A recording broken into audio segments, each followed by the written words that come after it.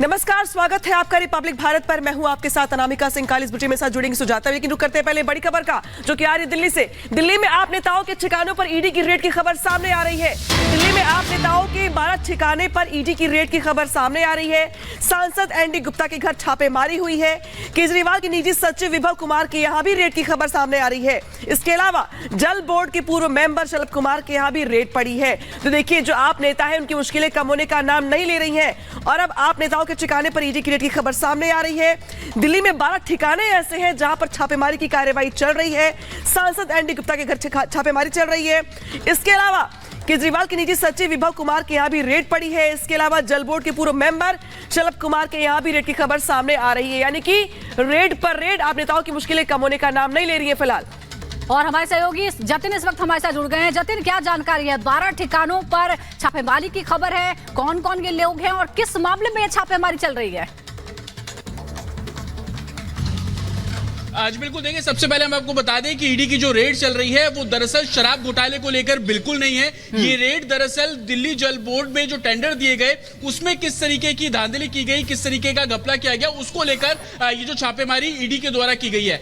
2023 में इस मामले में सीबीआई ने सबसे पहले एफआईआर दर्ज की थी और एफआईआर दर्ज करने के बाद जब मनी ट्रेल इसमें सामने आया तब जाकर ईडी ने इस पूरे मामले को टेक ओवर किया और टेक ओवर करने के बाद मनी लॉन्ड्रिंग पीएमएलए के तहत ये मामला रजिस्टर्ड किया गया। इसमें हाल में फिलहाल में जगदीश नाम के एक शख्स की अरेस्टिंग की गई। उसके स्टेटमेंट के आधार पर अभी छापेमारी की जा रही है। छापेमारी अरविंद केजरीवाल के जो पर्सनल सेक्रेटरी हैं विभव, उनके घर पर की जा रही है। साथ ही दिल्ली जल बोर्ड के जो पूर्व मेंबर रह चुके हैं शुभम, उनके घर पर ही छापेमारी की जा रही है। और इसी तरीके से तकरीबन 12 ऐसी लोकेशन बताई जा रही है जहां पर ईडी की टीम अभी मौजूद है और इस पूरे मामले को इन्वेस्टिगेट कर रहे हैं। दिल्ली जल बोर्ड में हाल फिलहाल में जो टेंडर दिए गए, उन टेंडर में किस तरीके से घपलेबाजी की गई, अनियमितताएं की गई, उसको लेकर ईडी की जो सर्च है वो की जा रही है। तकरीबन 50 से भी ज्यादा ईडी के जो कर्मी हैं इस रेड में शामिल हैं और अलग अलग लोकेशंस पर रेड की जा रही है। सबसे बड़ा नाम इसके अंदर विभव का सामने आ रहा है, क्योंकि विभव वो शख्स है जो कि अरविंद केजरीवाल का बेहद करीबी। अरविंद केजरीवाल के तमाम जो मैसेजेस हैं वो विभव के थ्रू ही उनके मिनिस्टर्स और बाकी लोगों तक पहुंचते हैं। दिल्ली जल बोर्ड के चेयरमैन भी अरविंद केजरीवाल खुद है। तो विभव के घर पे छापेमारी होना, तो आप इस बात से समझिए कि इस केस की ग्रेविटी कितनी ज्यादा होगी। साथ ही जल बोर्ड में अरविंद केजरीवाल का रोल किस तरीके से रहा है, विभव में उसकी कितनी भूमिका है, और इन्हीं सब चीजों को ध्यान में रखकर ईडी की टीम विभव के घर पर है।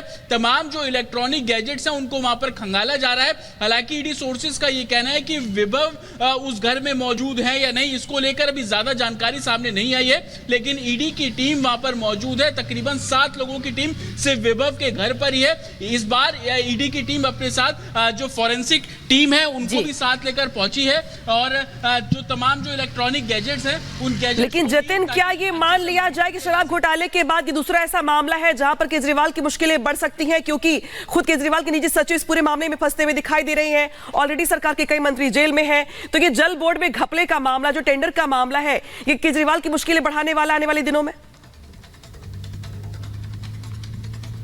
जी बिल्कुल, केजरीवाल की मुश्किलें इस लिहाज से भी बढ़ सकती हैं क्योंकि एक तरफ ईडी शराब घोटाला मामला वो देख रहे हैं, सीबीआई भी इस मामले में उनको इन्वेस्टिगेट कर चुकी है। मई में उनके स्टेटमेंट रिकॉर्ड किए थे। दिल्ली क्राइम ब्रांच उनको नोटिस सर्व कर रही है। और जल बोर्ड से केजरीवाल का पुराना नाता इस लिहाज से भी है क्योंकि जल बोर्ड के चेयरमैन है अरविंद केजरीवाल और विभव से पूछताछ होना, तो कहीं ना कहीं तमाम ऐसी चीजें हैं जिसको लेकर अभी जांच का दायरा ईडी बढ़ाती हुई नजर आ रही है। और यही वजह है कि ईडी ने साफ तौर पर विभव के घर पर छापेमारी की। वो ये जानना चाह रही है कि जितने भी मैसेजेस अरविंद केजरीवाल के थ्रू सर्कुलेट किए जाते हैं, क्या विभव उसमें एक बहुत महत्वपूर्ण कड़ी है क्या? क्वेश्चन मार्क के साथ ईडी की टीम यहां पर पहुंची है और तमाम जो सर्च किए जाएंगे उसमें ईडी अपने सवालों के जवाब को खंगालती हुई नजर आएगी। दूसरा जो दिल्ली बिल्कुल जतिन, हम आपके पास लौटते हैं तो बड़ी खबर दर्शकों को बता रहे हैं। 12 ठिकानों पर रेड की खबर है इस वक्त ईडी की तरफ से।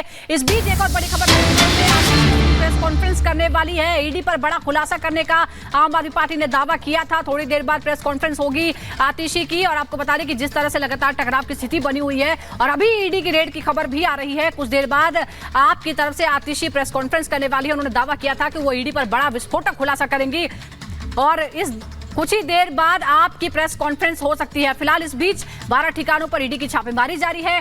आपको यह भी बता दें कि किस तरह से क्राइम ब्रांच ने भी नोटिस दिया था आतिशी सिंह को भी और अरविंद केजरीवाल को भी, क्योंकि उन्होंने कुछ तरह के कथित आरोप लगाए थे। और अब प्रेस कॉन्फ्रेंस की बारी है। जतिन, आतिशी ने कहा था कि विस्फोटक खुलासा वो करेंगी ईडी के खिलाफ। अभी छापेमारी हो रही है, ये प्रेस कॉन्फ्रेंस होगी क्या?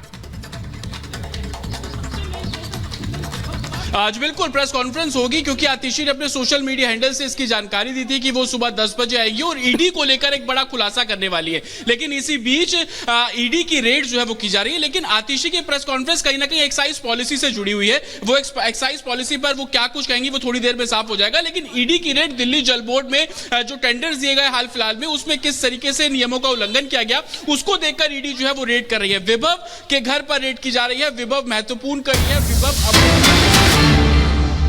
करने वाली हूं। इस एक्सपोजे को रोकने के लिए, आम आदमी पार्टी को डराने के लिए, आम आदमी पार्टी को चुप कराने के लिए आज सुबह 7 बजे से ही आम आदमी पार्टी से जुड़े हुए लोगों के घर पर, आम आदमी पार्टी के नेताओं के घर पर ईडी की रेड शुरू हो गई है।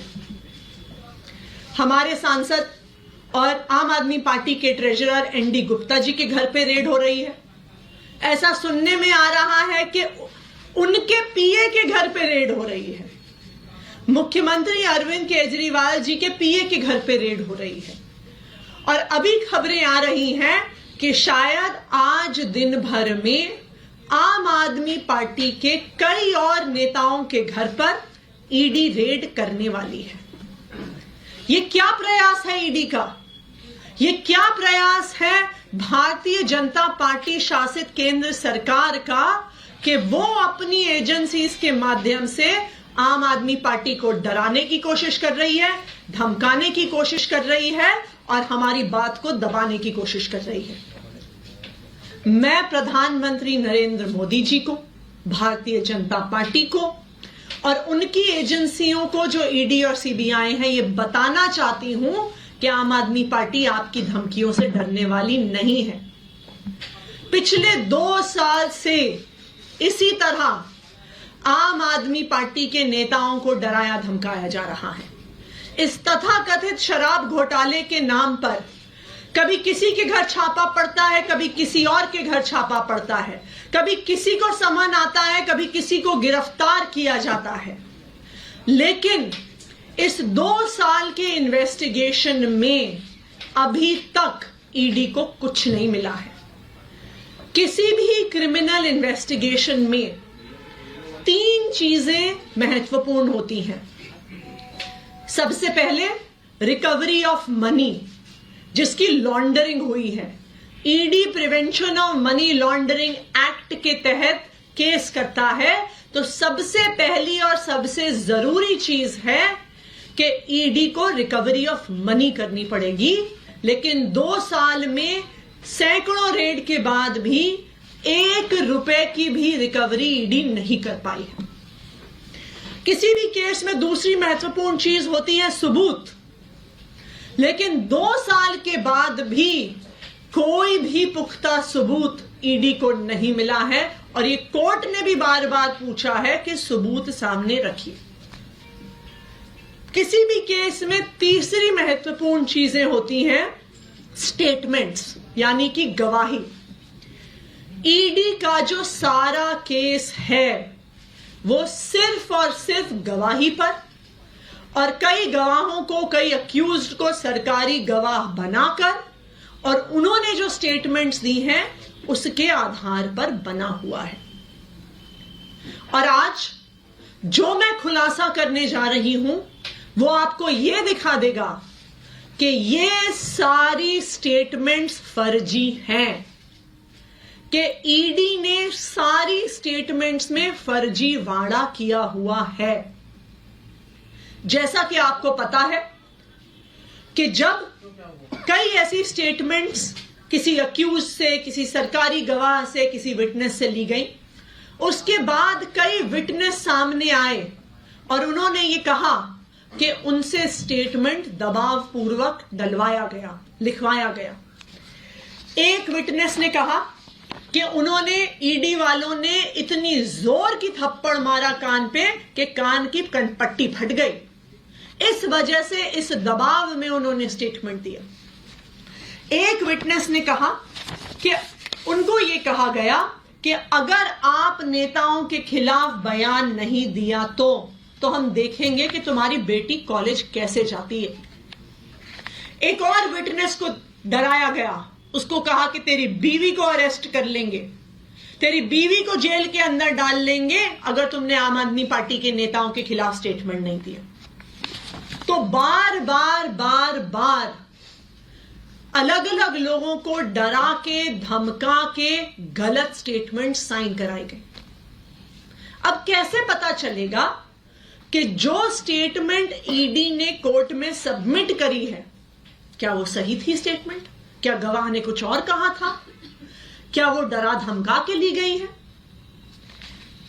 इस देश में पुलिस के द्वारा, इन्वेस्टिगेटिंग एजेंसीज के द्वारा इस प्रकार का डराना धमकाना रोकने के लिए 2020 में सुप्रीम कोर्ट ने एक ऑर्डर दिया था।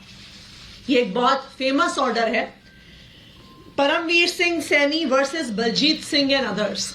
2020 का सुप्रीम कोर्ट का ये ऑर्डर है और इस ऑर्डर के तहत किसी भी इन्वेस्टिगेटिंग एजेंसी को अपनी इंटेरोगेशन सीसीटीवी कैमरा की निगरानी में करनी होती है। इस जजमेंट के तहत यह बहुत स्पष्ट तौर से लिखा है कि यह जजमेंट ईडी पर भी लागू होता है। ना सिर्फ इतना, इस ऑर्डर में यह भी साफ तौर पर लिखा है